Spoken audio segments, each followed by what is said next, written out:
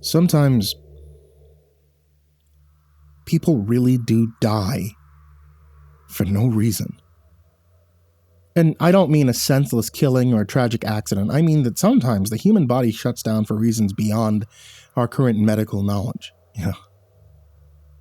We know that it starts either in the heart or the autonomic nervous system, but beyond that, we in the medical field, we're stumped.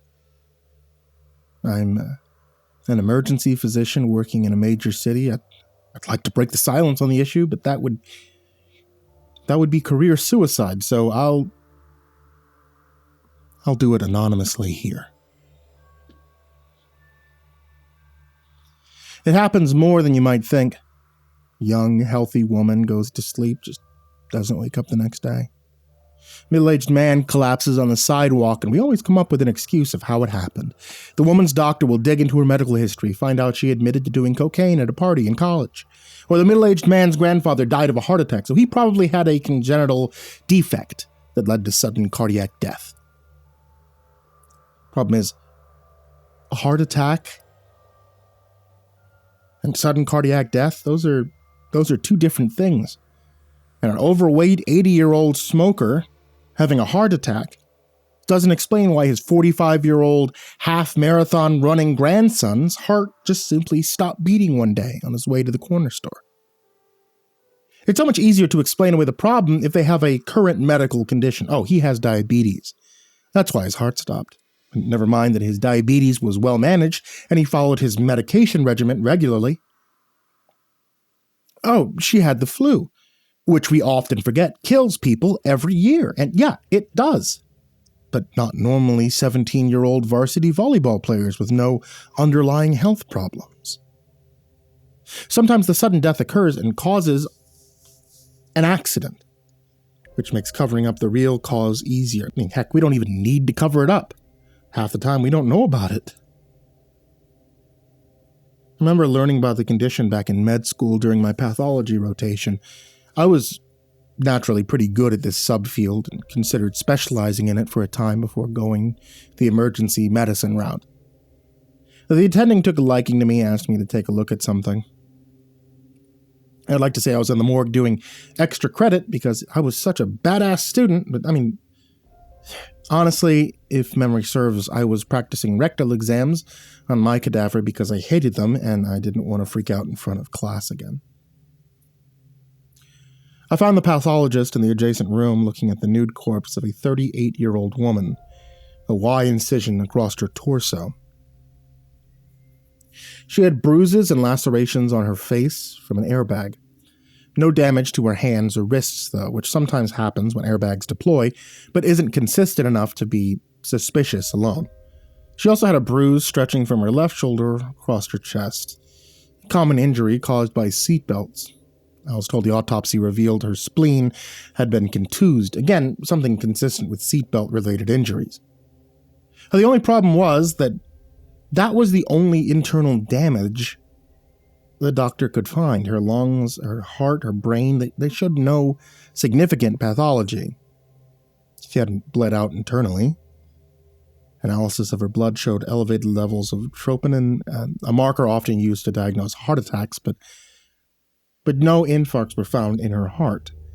Witnesses said that she went limp before her car swerved off the road. Perhaps she fainted, you might think, just because she lost consciousness before crashing. That doesn't mean thousands of people are dropping dead every year from an unknown cause. I mean, after all, her autopsy also revealed she had a blood alcohol concentration of 0.03%, so that probably contributed to her loss of consciousness, right? Well, now, you are thinking like a doctor. Why consider the facts when you can neatly file this away with the many alcohol-related accidents that occur every year? A BAC of 0.03%. What a joke. That's well under the legal limit, as I'm sure you know, and with no other drugs or even prescribed medications in her system, the likelihood that the amount of alcohol found in a small beer knocked this woman out, that's just absurd to me. She had a history of enjoying a few drinks each week, so it's not like this was her first time. But her friends and family said she had been under a lot of stress lately and wasn't sleeping well, so the hospital was able to latch that on as an explanation. A little bit of beer, plus a whole lot of stress, poor sleep. That can make someone lose consciousness at the wheel, right?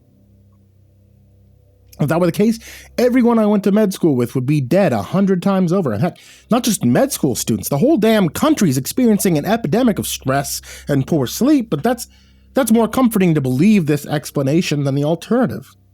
Let's ignore, of course, the fact her body didn't have enough damage to account for her death.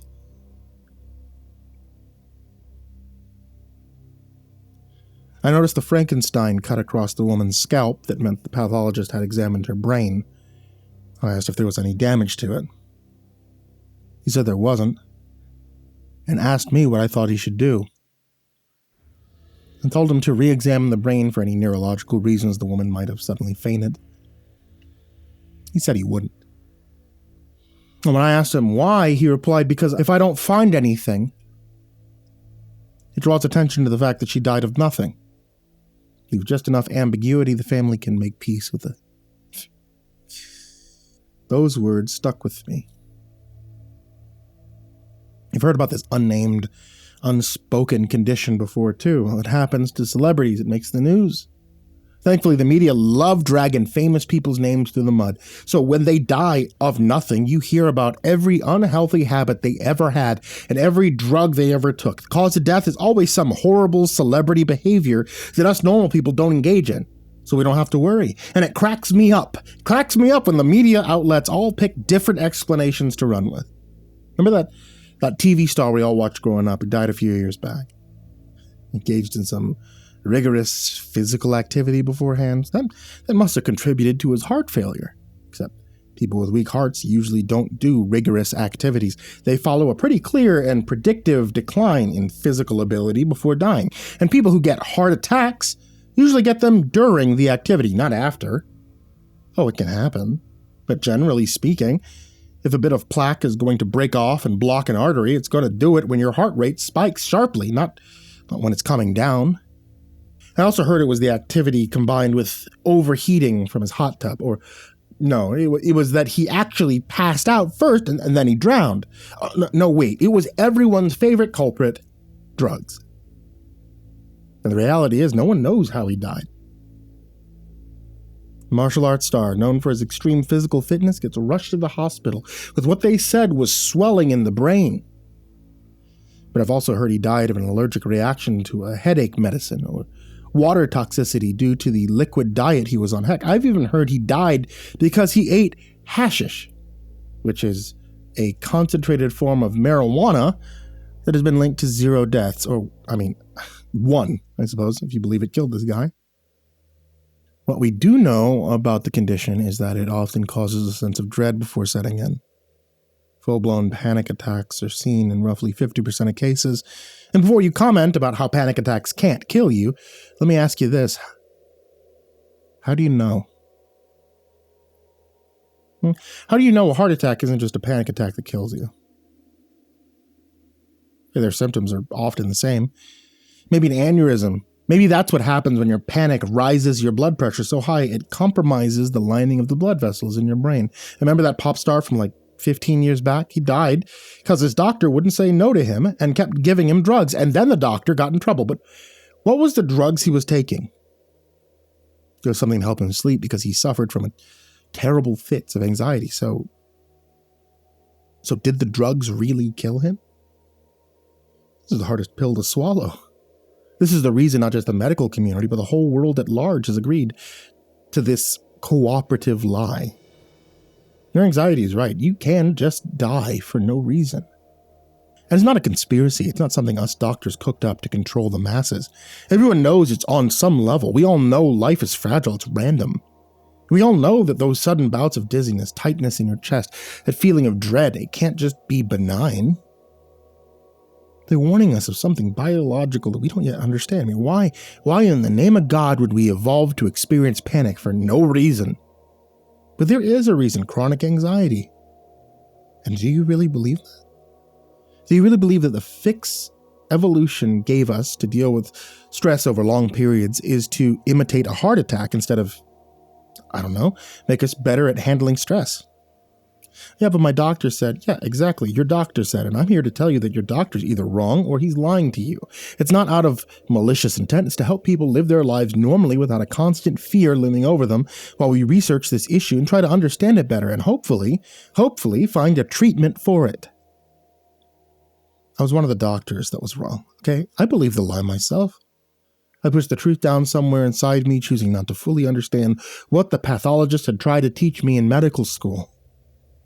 It's been mostly an essay so far, so let me try my hand at a bit of narrative, try to show you exactly what broke the spell for me and what woke me up from the illusion, so to speak.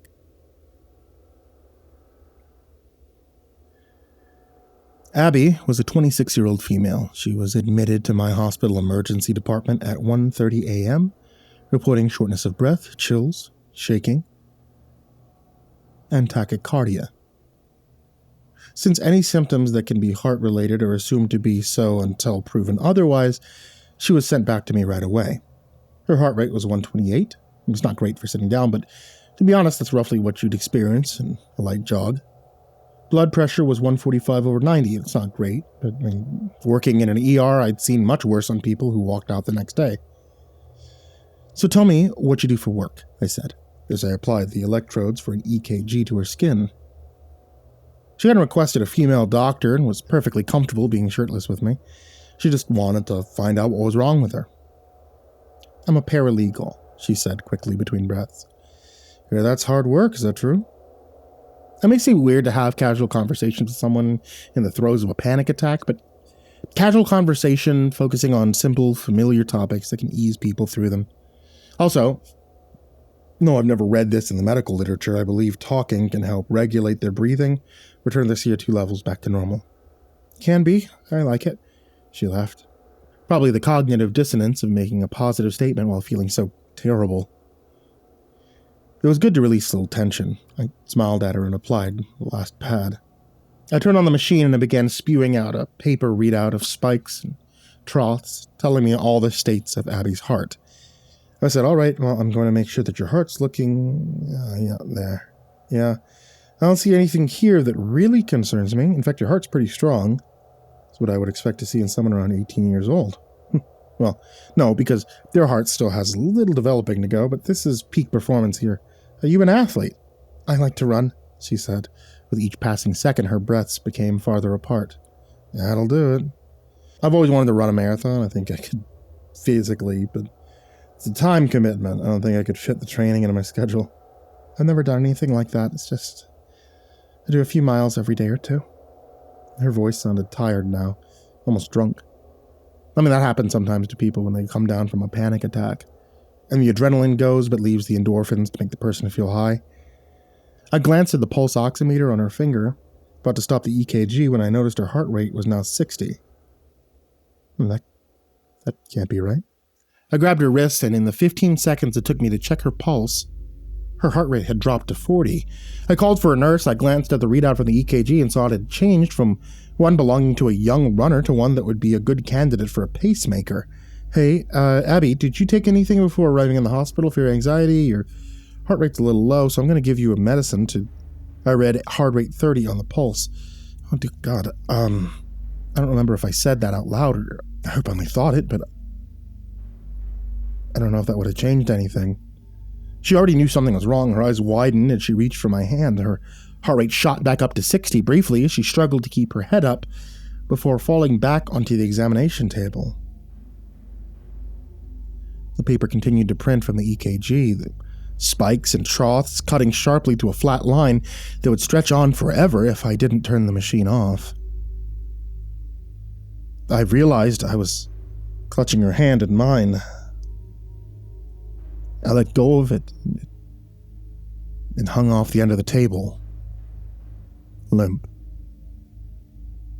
dead.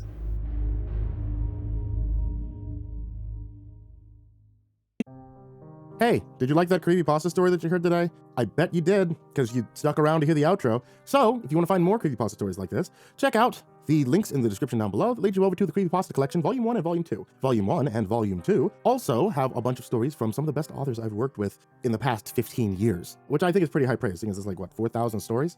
That's right, 4,000 stories. Subscribe, you'll see them. But yes, 2 books available, Amazon, link down below, check them out. Also, I want to give a huge thank you to everybody on this list of Patreons. Some of these amazing folks are Diana Kraus, AcidSystem, Blake Rattler, Brandon Mendoza, Brenna Caltuna, ChicagoHitman, CoryxKenshin, CrusaderChocobo, Dakota Best, Daniel Poulsen, Dante Kinkade, Enchanted Buns, Estebean, Hades' Nephew, himbojerry, hourminsec time, Ingegerd Solstrom, Jay Kearns, Jadis Pet, McMog, Mr. Marcus Blitz, Psychomel, Plant Piz, Red Shadow Cat, Remember the Sun, Salty Surprise, Samara Lynn, Seclude, Simba's Bloody Mojo, Sky Harbor, Smiley the Psychotic, Sully Man, Tully Sue, Team Leo 76, The Demented Voice in Your Head, The Chavez Brothers, The Ginger Bros, Tommy Walters, Viceroy Scorn, William Wellington, Your Bro Keegan, Zabub, and Shadow Gardens. A huge thank you to you guys, everybody who shows up in the description down below, and as always, folks, sweet dreams.